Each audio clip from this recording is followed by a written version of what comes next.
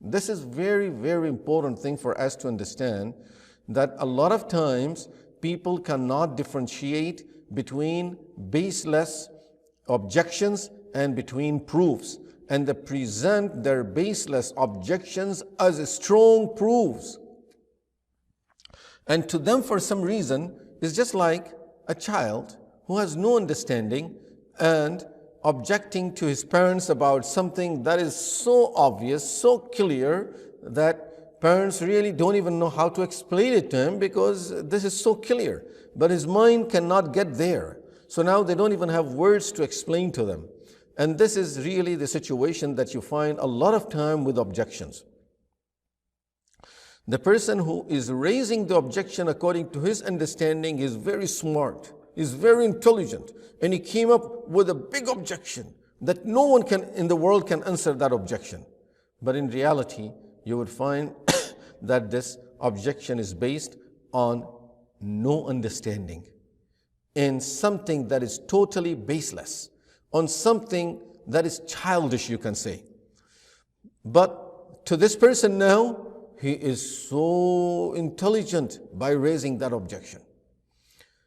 There are so many proofs to that. There are so many examples of it in Qur'an, in the Hadith, in our practical life as people are raising objections against Islam in today's days and age. There are such baseless objections that they raise about Islam, about Rasulullah sallallahu alaihi wasallam, about Qur'an, that you can very clearly tell that, come on, what you're saying makes no sense. For example, I'm just going to go over it very quickly. I won't even go into the detail of the example. Marriage of Rasulullah sallallahu alaihi wasallam with Aisha radiyallahu anha. For some people, this is one of the greatest objections. Now, you tell them, what's your objection? They'll say the age difference. Okay, according to you, what should be the difference? And how old the girl can be before she can marry, according to you. And generally, in this part of the world, I hear people saying 18. So I ask them, where did you get 18 from? How about 17? How about 19? They have no answer to this. Are we applying the rule of our country of today, 1400 years later, to people that lived in the world over 1400 years ago? And we are judging them, we are taking them to our court, to the court of our system, and we want them to be judged today on the basis of the rules that we made only 50 years or 100 years ago, and we want to judge people 1,000 years ago on the basis of our country. Let alone judging them for 1,000 years ago, you cannot even judge them today. You can't bring a person from Africa who lives in Africa and bring them to the court of our country and say, we are going to judge them according to the law of our country. For what? For what? For something that he was doing over there in his country. Was it allowed in his country? Yeah, his country allowed it. But we don't accept it because in our country it's not allowed. So this is why we got him from there to here and we're going to judge him in our court system. Come on. This is what the type of objection we see nowadays that people are raising about Islam. And what we are reading, the ayah we are reading, is a similar example and one of those things. First thing, let us understand the background of it. When there was abrogation in the ahkam, in the rulings of Sharia. So people started objecting, especially the Yahud of Medina Munawwara. They started raising objections to that why there is abrogation?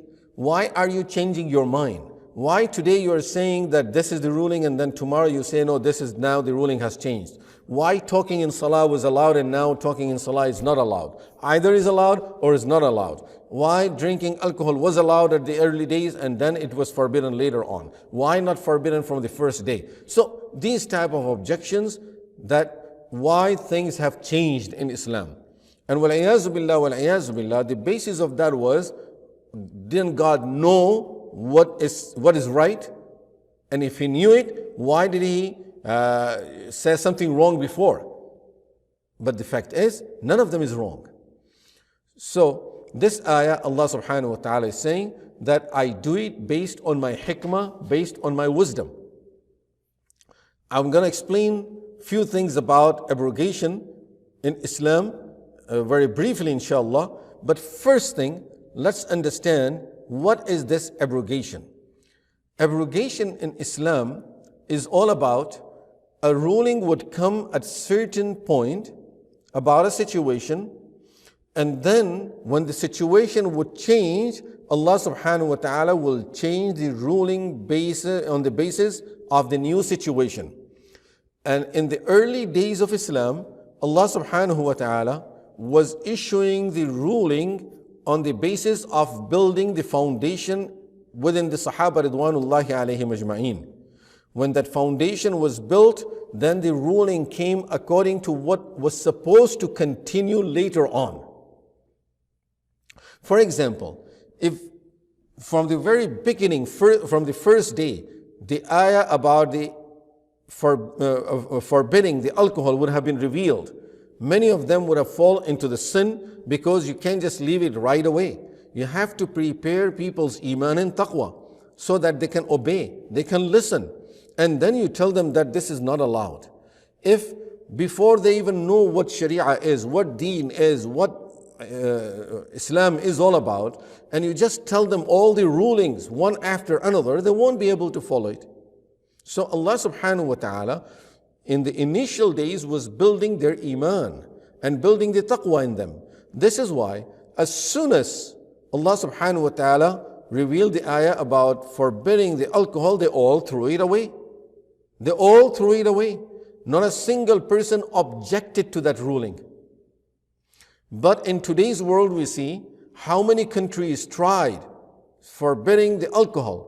But during the time when they made the law against drinking alcohol, there was more consumption of alcohol during those years and during those days. Why? People are rebelliant against those orders. They are not ready. Islam built the iman and taqwa first. So this makes us appreciate what Allah did, that He built the iman and taqwa within the Sahaba and then told them that this is not allowed, so they were ready to stop. So this is basically what the abrogation is. Now, when people object to it, really there is no objection. You go to the doctor with certain disease and the doctor prescribes a medicine to you. And he says, come back after 2 weeks. You go to the doctor after 2 weeks, he says, now you stop taking that medication, I'm going to prescribe a different medication for you. Now you start fighting with the doctor. Why did you prescribe the first medication first? Why? If you don't know what you're doing, it's not about that. At that stage you needed this medication, and now we need to change it. And in the third stage we may even need to change it furthermore. So the change comes according to your health situation. We need to prepare your body to accept this third medication. You needed these vitamins, but I couldn't give you the vitamins earlier when your stomach was so weak. See? So we have to prepare the person's health for accepting this third medication. Same thing, Allah subhanahu wa ta'ala prepared the environment and the system so that they would accept the final ruling. In fact, the fact is the abrogation continued from the very early days of the history of the religions. For example, the rulings before the time of Musa alayhi salatu wassalam were different than the rulings during the time of Sayyidina Musa alayhi salatu wassalam. So the rulings that were during the time of during the time of Adam alayhi salatu wassalam, weren't they abrogated? During the time of Nuh alayhi salatu wasalam, simple example that all religions accept that marriage between the brothers and sisters. At the time of Sayyidina Adam alayhi salatu wasalam, Adam and Hawa alayhi wasalam, they used to have a twin. In every delivery, they will have a twin. So, a boy and a girl. Next one, boy and a girl. Next pregnancy, again a boy and a girl. The boy and the girl from the next one are considered brother and sister to each other, but they can marry the twins from the first birth. So that was allowed at that time. Later on, this was abrogated. See, abrogation was there and we all accepted. Then during the time of Nuh alayhi salam, there were certain rulings that were abrogated during the time of Ibrahim alayhi salam. Then there were rulings during the time of Ibrahim alayhi salam that were abrogated during the time of Musa alayhi salatu wasalam. If the deen of Nuh alayhi salam, Ibrahim alayhi salam, Adam alayhi salam was not abrogated, how would even the deen of Musa alayhi salam be established on earth? He wouldn't be able to establish his deen and his code of life because there is already a code of life that came earlier and there is no abrogation, so nothing can change. Whereas really within the Bible we find, Old Testament, we find abrogation and orders that were there initially and they changed later on. So abrogation had always been there. There is no objection to it whatsoever. It was just to say something against this Islam, that's all. It was just to raise some objection against Islam. Otherwise, they all accept the same thing within their own religion and for their own religion. You look at the abrogation from another side, and that is, who does the abrogation? It's Allah subhanahu wa ta'ala. Allah establishes the religion and He makes the changes as He likes, according to His hikmah and His wisdom. Now, if Allah subhanahu wa ta'ala is changing it, when we are objecting to who? To Allah subhanahu wa ta'ala, isn't it? So does anyone have a right to object to Allah subhanahu wa ta'ala? If a person will say, why Allah changing? Allah doesn't change. There is a possibility. Someone will say, no, Allah doesn't change anything. And if there is any religion that says that there was a change, I don't accept that as a true religion. Then we will tell that person that if you really believe that Allah doesn't change anything, then we need some answers from you. There is a person who is healthy, who is wealthy, well-to-do, and he is having a peaceful life. All of a sudden, this person gets sick, and this person gradually loses his health and his wealth, and he becomes very, very poor and needy. Now, isn't this abrogation in his physical situation? First situation changed to a second situation. There is another person, just went to the opposite direction. He was extremely in need and distressed person with a lot of illnesses and diseases. All of a sudden, everything gone, and he comes up healthy, extremely healthy, and he's blessed with a lot of businesses and is wealthy. You look at this person, you can never imagine this person, what was his situation 10 years ago. Now, isn't this a type of abrogation where there is a change of situation from one situation to another situation? And we see that day and night everywhere in the world. It's autumn, fall, then summer, winter, things are changing. Trees are carrying so much fruit, then there is nothing, not even leaves on them. This is all change of the system. This is all abrogation of the system. Then why do we see that system changing?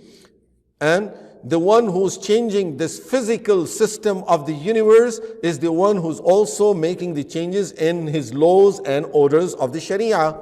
Then why don't we object to this and object to this?